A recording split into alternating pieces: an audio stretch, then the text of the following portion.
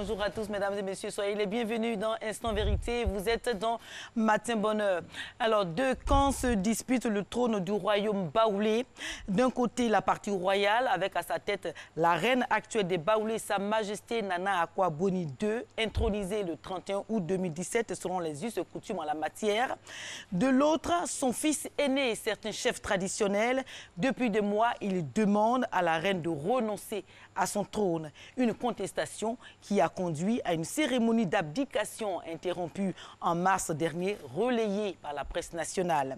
Pourtant, Sa Majesté Nana Akua Boni II ne s'est jamais autoproclamée. Bien au contraire, elle a été intronisée selon la pure tradition du peuple baoulé. Alors, comment donc comprendre cette contestation, mesdames et messieurs? Que se passe-t-il dans le royaume des Baoulés? La reine Akua Boni II est-elle réellement légitime?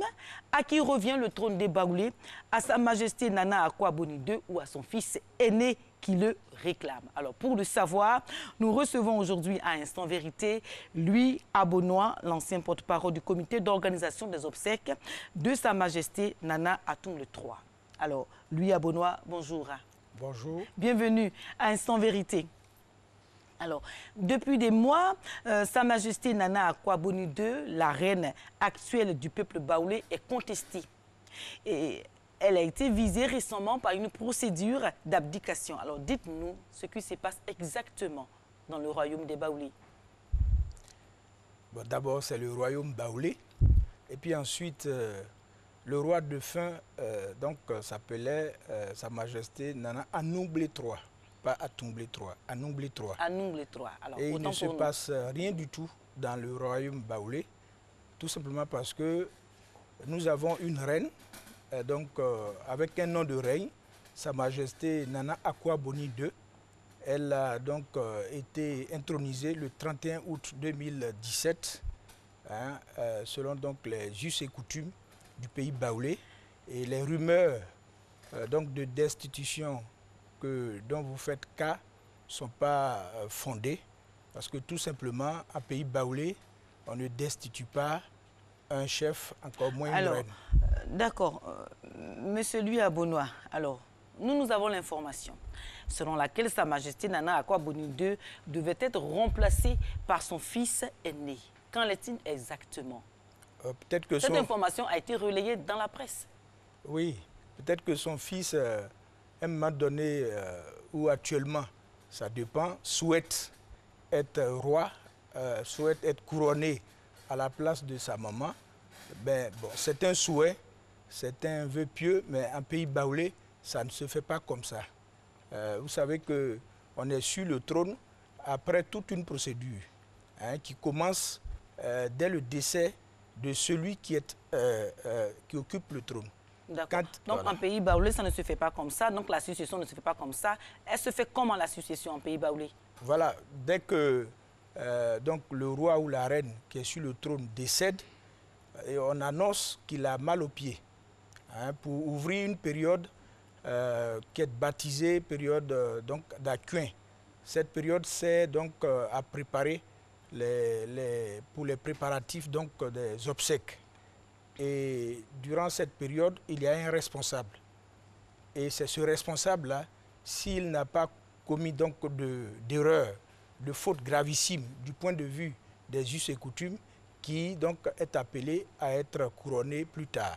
Donc, dans le cas de Sa Majesté Nana Akua Boni II, elle a été désignée responsable de l'accueil au décès du précédent roi, Sa Majesté Nana Anoublé III, qui est décédé durant les événements de crise. D'accord. Voilà. OK.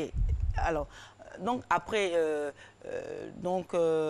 Nana Anoublé, si je prononce très bien, oui, Anoublé III, oui.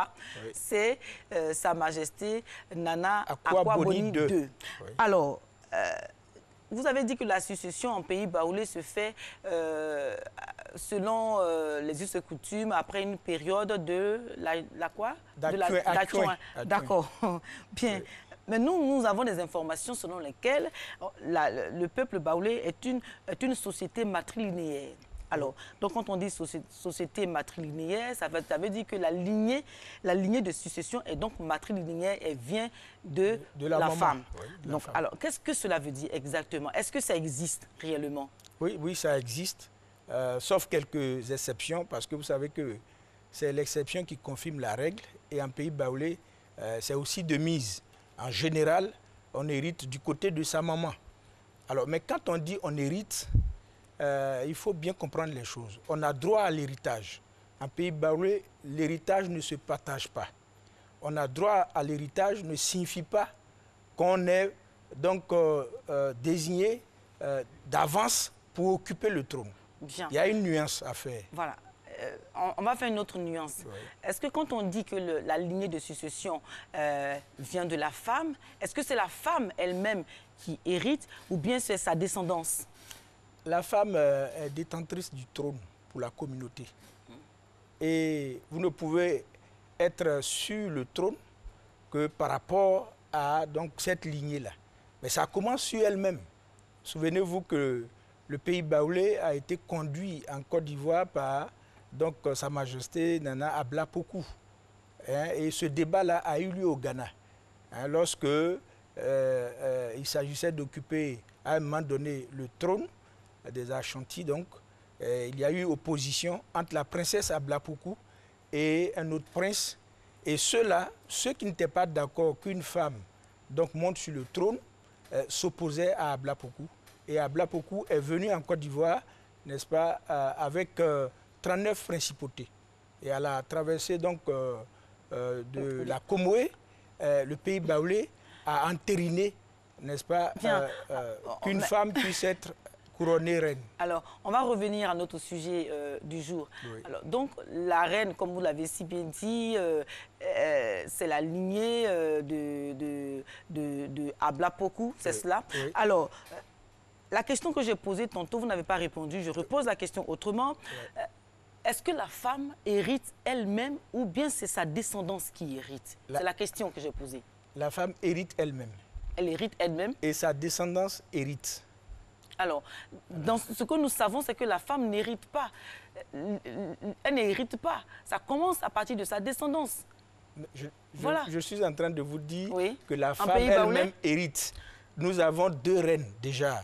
Nous avons l'information voilà. selon laquelle oui. la femme n'hérite pas, mais c'est sa descendance. Nous avons aussi interrogé des chefs traditionnels baoulés sur la question avant de venir. C'est vrai qu'on n'est pas vraiment au parfum de tout ce qui se passe dans le monde baoulé, mais on sait plus ou moins que quand on dit la lignée matrilinéaire, c'est la descendance de la femme qui hérite. Ce n'est pas la femme elle-même. C'est ce qu'ils nous ont dit. Est-ce que c'est vrai? Ben, si vous me laissez dérouler, vous allez comprendre aisément que ce serait curieux qu'une femme qui met au monde un enfant ne puisse pas hériter et que c'est son enfant qui est habilité à hériter. C'est vraiment, ce serait curieux. En pays baoulé, cela n'est pas exact. Moi, je donnerais de rencontrer ces chefs-là qui vous ont donné ce témoignage erroné, mais en pays baoulé, c'est par la femme que tout commence.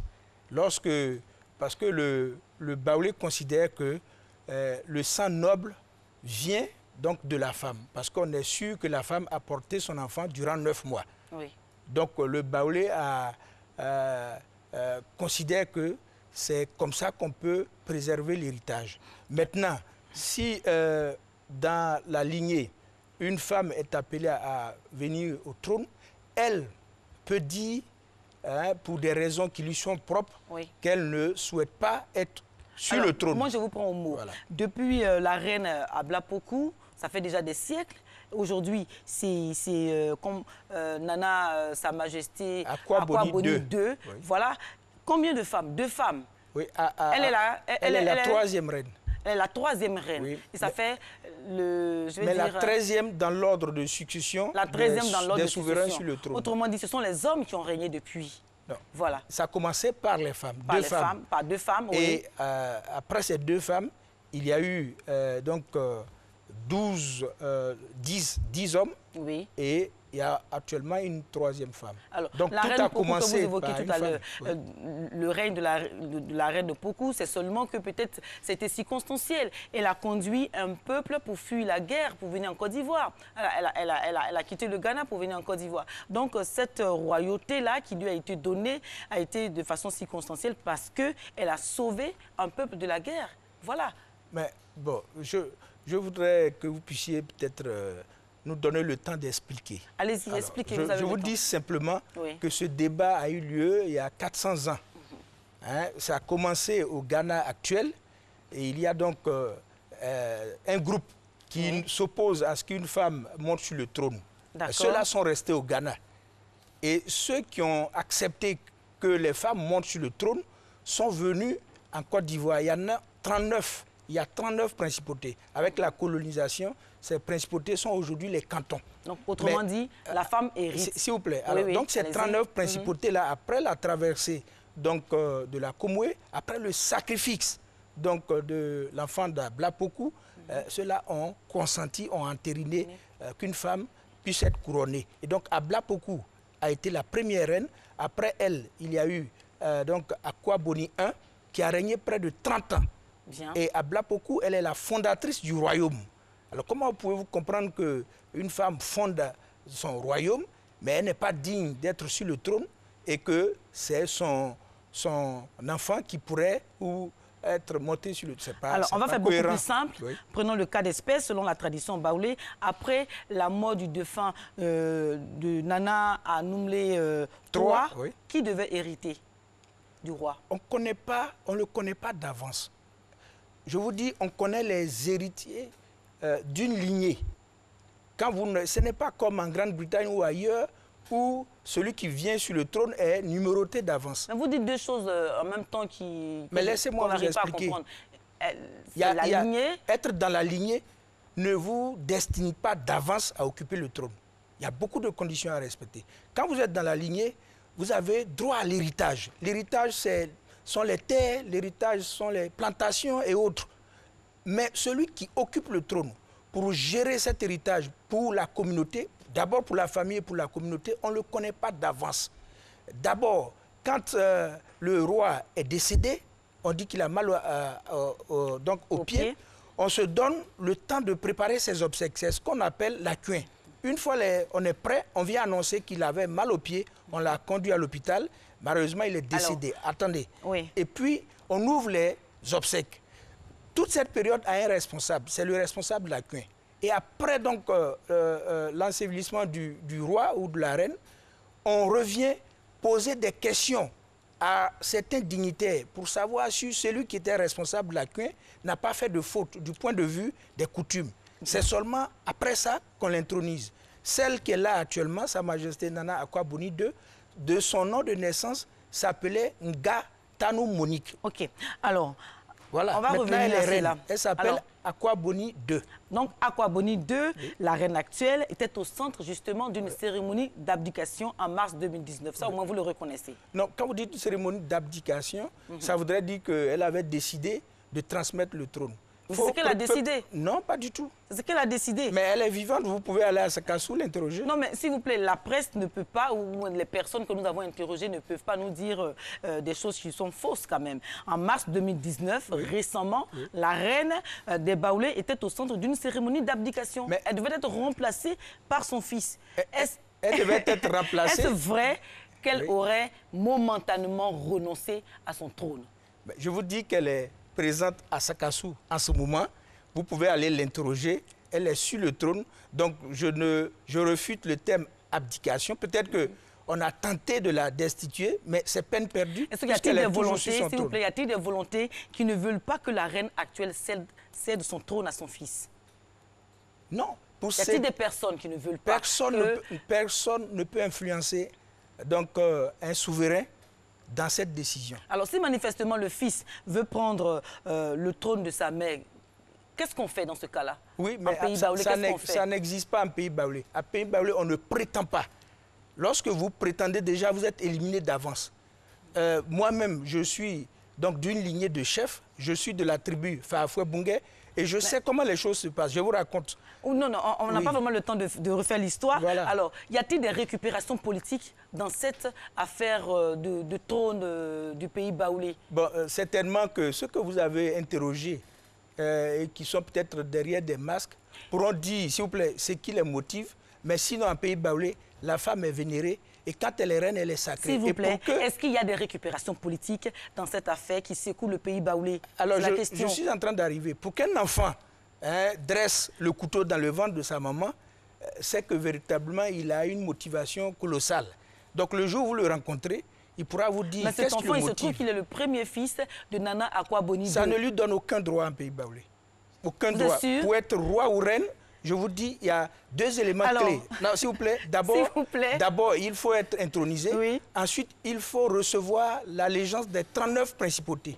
Bien. Alors, je vous dis, celui dont vous parlez, en tout cas, n'est pas prêt de recevoir le soutien des 39 principautés, puisque ceux-là ont fait une déclaration pour soutenir la reine actuelle. Alors, merci lui à Bonois d'être venu à Instant Vérité donner ses éclairages sur la procédure de succession en pays baoulé. C'est cela, donc la rumeur de destitution de la reine des Baoulés, Sa Majesté Nana Akua Boni II. Mesdames et messieurs, c'est donc la fin de Instant Vérité. Matin Bonheur continue. Je vous laisse en compagnie d'Alix et de Marco. Mais avant, c'est la publicité.